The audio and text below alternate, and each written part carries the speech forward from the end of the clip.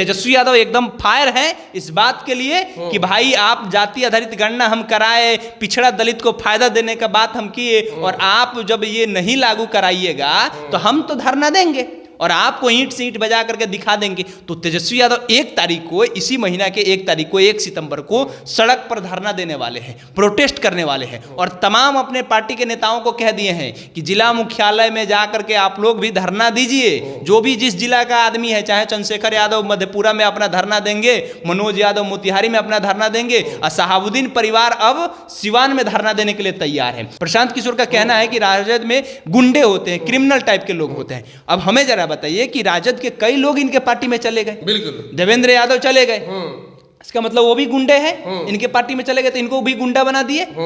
इनके अलावा रामबली चंद्रवंशी चले गए इनके पार्टी में, तो क्या वो भी गुंडा है?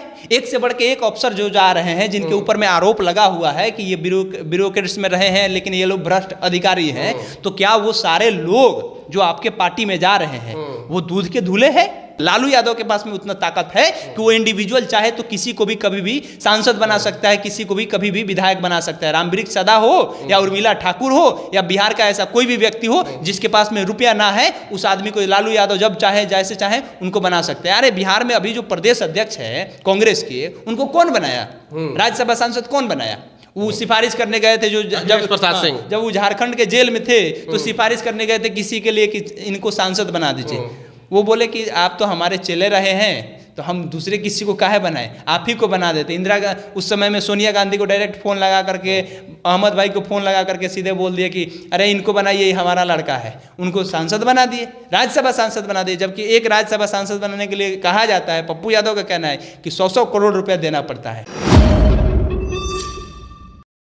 बिहार के पूर्व उप मुख्यमंत्री तेजस्वी प्रसाद यादव अब वर्तमान में नेता प्रतिपक्ष बन गए हैं, और जब से नेता प्रतिपक्ष बने हैं, बिहार के उन तमाम मुद्दों पर वो नज़र रख रहे हैं जिससे बिहार का भला हो, चाहे वो रोजगार हो, चाहे वो बिहार में भ्रष्टाचार हो, चाहे वो करप्शन हो, उन तमाम मुद्दों पर नज़र रख रहे हैं। और वहीं तेजस्वी प्रसाद यादव बिहार भ्रमण पर निकलने वाले हैं, बिहार की यात्रा पर, और घूम घूम के ये पता करेंगे कि किस जिले में कौन सी समस्या है और इस समस्या से कैसे निपटा जाए। हमारे साथ में हमारे सहयोगी केशव यादव हैं, जानकारी देंगे क्या कुछ अपडेट अभी आया है। केशव, क्या अपडेट है और तेजस्वी यादव का जो बिहार भ्रमण है इसका क्या प्रभाव पड़ेगा? देखिए, तेजस्वी यादव आभार यात्रा पर निकलने वाले हैं। पहले तो कहते हैं कि 15 अगस्त के बाद हम आभार यात्रा पर निकलेंगे, लेकिन उसके बाद में वो डेट थोड़ा सा बढ़ गया, और डेट बढ़ने के बाद अब सितंबर के कहा जा रहा है कि पहले वीक से वो पूरे बिहार के यात्रा पर निकलने वाले हैं। आभार यात्रा पर निकलने से फायदा आपको पता होगा कि जनविश्वास यात्रा में जब तेजस्वी यादव निकले थे तो कितना ज़्यादा फायदा हुआ था। तेजस्वी यादव का जो लोगों के प्रति प्यार है, और लोगों का तेजस्वी यादव के प्रति जो प्यार है, वो रात के 3 बजे तक हमने देखा कि एक महिला तेजस्वी यादव से मिलने के लिए रात के 3 बजे खड़ी थी रोड पे, कह रही थी कि तेजस्वी यादव आएंगे, हाथ में एक लेटर लेकर के खड़ी थी कि हमारे बेटा को न्याय मिल जाए। रात के 3 बजे? रात के 3 बजे उनके बेटा को शायद कहीं किडनैप कर लिया गया था, तो उनको विश्वास नहीं है। उनको भारतीय जनता पार्टी और जनता दल यूनाइटेड के जो गठबंधन वाली सरकार है, उन लोगों के ऊपर वो महिला को विश्वास नहीं था। रात के 3 बजे, हमारा रिपोर्टिंग आप देखिएगा, रात के 3 बजे वो महिला खड़ा थी और बता रही थी कि तेजस्वी यादव आएंगे तो हमें उम्मीद है कि हमारे बेटा को मिलवा देंगे, हमारे बेटा को जो किडनैप करके ले गए हैं वो मिल जाएंगे। मामला जो है वो बाढ़ का है। और इसके अलावा हम और चीज़ें आपको बता रहे हैं कि तेजस्वी यादव के जो जनविश्वास यात्रा था, लोगों के बीच में जाना होता था, लोगों से मिलना होता था, जिला के एक से बढ़ के एक जो नेता होते थे, जो विपक्ष के नेता होते थे, यानी कि जो भारतीय जनता पार्टी के भी नेता होते थे ना, तो जनविश्वास यात्रा में रात के चोरी, मतलब छुप के आकर के अपने पार्टी के गाइडलाइन को तोड़ करके रात में आकर के चुपके से मिलते थे तेजस्वी यादव से। ये सच्चाई है, आपको पता होना चाहिए कि तेजस्वी यादव जब जनविश्वास यात्रा पर निकले थे तो भारतीय जनता पार्टी और जनता दल यूनाइटेड, जिन्हें विश्वास है कि उनके पार्टी से उन्हें टिकट नहीं मिलेगा, वो रात में छुप करके तेजस्वी यादव से मिलने आते थे। तो आभार यात्रा पर जब तेजस्वी यादव निकल रहे हैं, तो जिनको जिनको अभी भी डाउट है कि हाँ भाई हमको कहीं टिकट नहीं मिलेगा भारतीय जनता पार्टी से, जनता दल यूनाइटेड से, तो हमको कहाँ जाना होगा, तो वो तेजस्वी यादव में अपना उम्मीद देख रहे हैं। तो अब यात्रा पर जब तेजस्वी यादव निकलेंगे तो इससे बिहार की एक एक जो समस्याएं हैं वो पता चलेगा कि क्या क्या समस्याएं आ रहा है, 2025 के विधानसभा को कैसे फाइट करना है, ये सारी चीजें तेजस्वी यादव जब ग्राउंड पर जाएंगे तो ये पता चल जाएगा।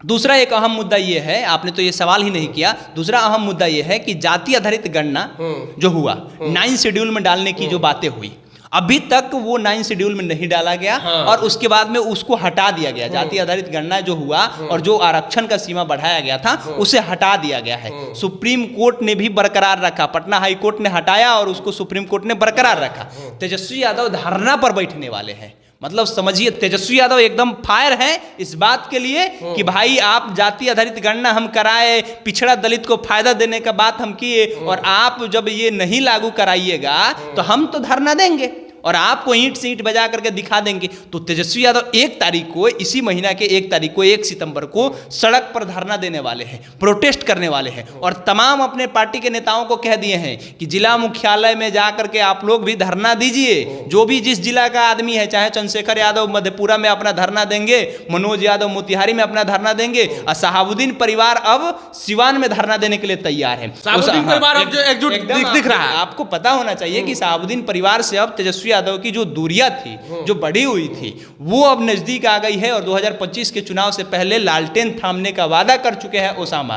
तो ये एकदम क्लियर बातें हो गया है कि अब शहाबुद्दीन परिवार भी राजद से दूर नहीं है। अब देखना है कि जो मुसलमानों के नाम पर राजनीति करने की बातें कर रहे थे, दलितों के नाम पर राजनीति करने की बातें कर रहे थे, नया नवेले जो आए हुए हैं, जो फ्यूज बल्ब है, फ्यूज बल्ब होकर के वो गांव में प्रकाश देने चाहते हैं, जिनके पास अपने फिलामेंट उनका खत्म हो चुका है, वो आदमी कह रहे हैं कि हम बिहार में हम लोगों को रोशनी देंगे, मुस्लिम और दलितों को अधिकार, मुसलमान और दलितों को अधिकार देंगे। अपने जाति के बारे में बातें नहीं कर रहे हैं। प्रशांत किशोर अपने जाति के बारे में बात नहीं कर रहे हैं, वो बात कर रहे हैं मुसलमानों में हम ये बनाएंगे, दलितों को हम प्रदेश अध्यक्ष बनाएंगे। कौन बड़ा बात हो गया भाई?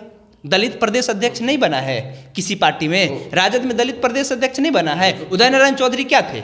रमई राम क्या थे? सब है, बहुत सारे लोगों को बनाया गया है। तो ये कोई बड़ी बातें नहीं है। बिहार में हर पार्टी ने समय पड़ने पर दलितों को आगे बढ़ाया है, ये भी उनके नाम पर राजनीति कर रहे हैं। लेकिन आज के समय में दलित समाज इतना मूर्ख नहीं है कि वर्गीकरण की जब बातें होती है तो आप उसमें बात नहीं कर रहे हैं। जब वर्गीकरण कोटे में कोटे की बातें होती है तो आपका एक स्टेटमेंट नहीं आता है, वक्फ बोर्ड पर आपका एक स्टेटमेंट नहीं आता है, और आप कहते हैं कि दलितों के ऊपर में हम राजनीति कर लेंगे, दलितों को आगे बढ़ा लेंगे।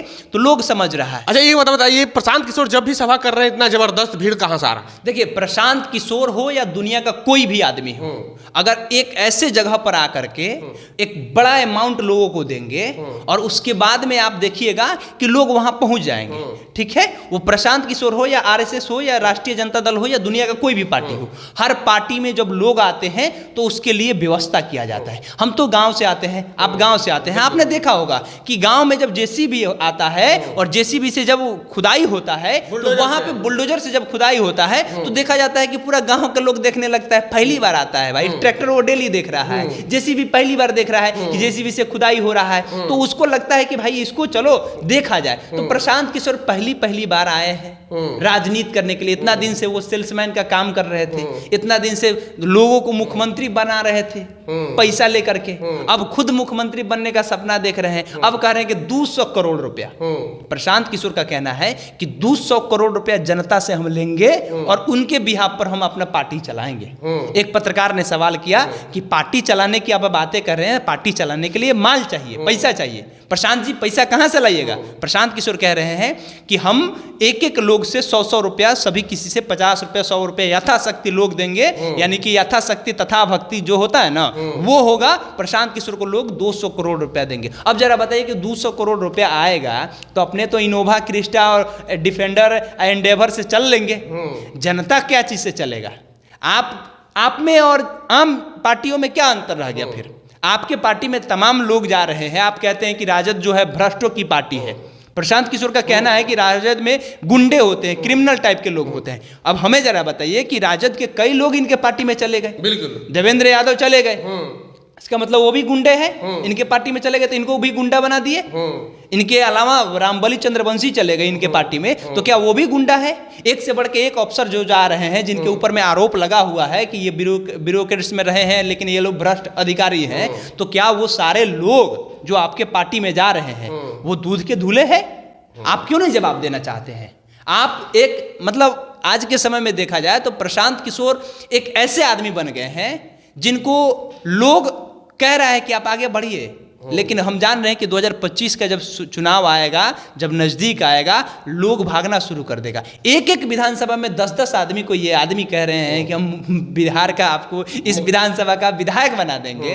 कैसे संभव है भाई? 243 है क्या? आपके लिए आपके बाबा जी जो ऊपर चले गए हैं, ऊपर से कहेंगे कि हाँ बिहार का जो सीट है उसका परिसीमन करके हम 500 बना देते हैं। एक सवाल और भी है कि कोई भी पार्टी बिहार में नहीं है जिसको 243 कैंडिडेट अकेले दम पे लड़ा सके, आरजेडी छोड़ करके। आरजेडी छोड़िए ना, आरजेडी के पास भी हमको नहीं लगता है कि 243 में 243 प्रत्याशी इनको मिल जाएगा, नहीं होगा। लड़ाने लायक नहीं मिलेगा, मजबूत नहीं मिलेगा। हो सकता है कि एक आध आप कहने के लिए कह सकते हैं, हम भी कल के समय में कह सकते हैं कि 243 जगहों पर हमारे लोग हैं। जाहिर सी बात है कि हर विधानसभा में एक लोग जानने पहचानने वाला है ही, लेकिन इसका क्या मतलब होता है हम किसी को टिकट दे देंगे? नहीं। तो प्रशांत किशोर जो कह रहे हैं कि हर सीट पर एक विधानसभा में, बिहार का ऐसा कोई भी विधानसभा हो वहां ये 10-10 प्रत्याशियों को, 10-10 मुखिया को अपने पार्टी में सम्मिलित करा रहे हैं, कह रहे हैं हम आप ही को तो टिकटवा देने वाले हैं।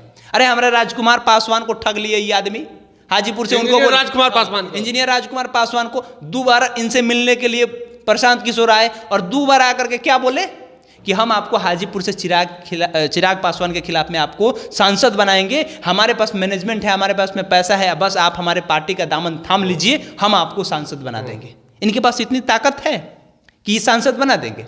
इतना ताकत तो किसी में नहीं है, एक इंडिविजुअल व्यक्ति में, जो किसी को सांसद बना। लालू यादव के पास में उतना ताकत है कि वो इंडिविजुअल चाहे तो किसी को भी कभी भी सांसद बना सकता है, किसी को भी कभी भी विधायक बना सकता है। रामवृक्ष सदा हो या उर्मिला ठाकुर हो या बिहार का ऐसा कोई भी व्यक्ति हो जिसके पास में रुपया ना है, उस आदमी को लालू यादव जब चाहे जैसे चाहे उनको बना सकते हैं। अरे बिहार में अभी जो प्रदेश अध्यक्ष है कांग्रेस के, उनको कौन बनाया? राज्यसभा सांसद कौन बनाया?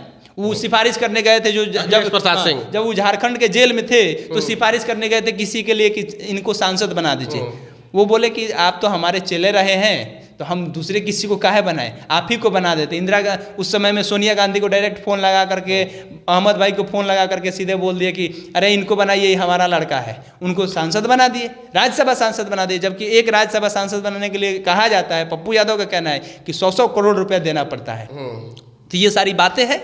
चलिए, तो बिहार में तेजस्वी यादव ने कमर कस लिए हैं और उनका यात्रा निकलने वाला है। उससे पहले 1 तारीख को सभी जिला मुख्यालय पे धरना प्रदर्शन दिया जाएगा। इसलिए दिया जाएगा कि आरक्षण की जो सीमा बढ़ाई गई थी उसे 9th शेड्यूल में डाला जाए और बिहार में जिस तरह से क्राइम, करप्शन, कम्युनलिज्म चरम चढ़ के बोल रहा है, वो उस पर धरना प्रदर्शन करेंगे। और वहीं प्रशांत किशोर राजनीति का बुलडोजर साबित होंगे। बुलडोजर इसलिए कह रहे हैं कि गांव में अगर बुलडोजर खुदाई के लिए जाता है तो बहुत सारे लोग उनको देखने के लिए चले आते हैं। उसी तरह से प्रशांत किशोर जो कार्यक्रम कर रहे हैं उन्हीं को देखने के लिए, प्रशांत किशोर को देखने के लिए चले आते हैं गांव के लोग। बहरहाल, आपको क्या लगता है बिहार की राजनीति में 2025 में क्या कुछ हो सकता है? आप अपनी प्रतिक्रिया कमेंट बॉक्स में जरूर दें।